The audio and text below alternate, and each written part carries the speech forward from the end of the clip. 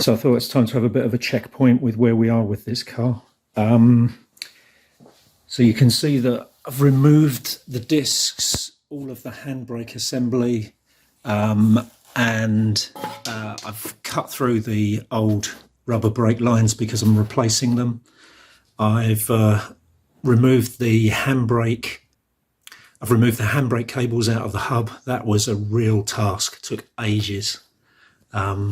Involved lots of soaking with WD-40 and all sorts of things. So that was a real pain. I've got the prop shaft centre mount off. So you can see the prop shaft is just hanging down now.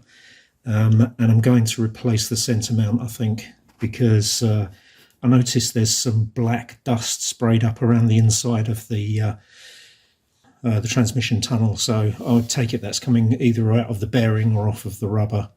So I'm going to replace that.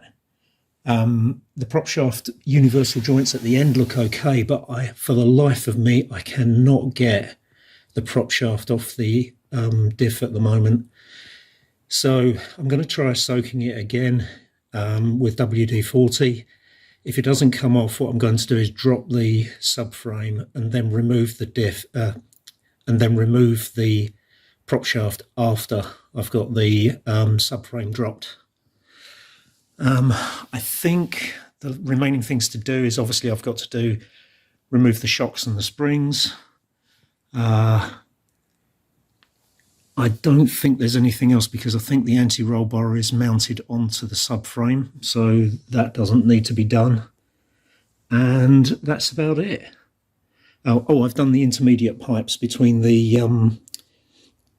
subframe, the brake pipes between the subframe and the body, and I've sealed those off. In fact, with that, I didn't really need to cut through these pipes, except for the fact that I wanted to get the calipers off and the brake discs, mainly to reduce the weight, actually. And I had considered removing the hub assembly and the drive shafts, but I've decided against that. I think I'm going to do that once it's off of the car. I've got some bushes to come. We're going to use Strongflex bushes. So I'm waiting on those, but quite honestly, I've got to get the subframe off first, and I'm thinking I'm going to have it sandblasted, and then I'll paint it. So that's the next task, get the subframe off.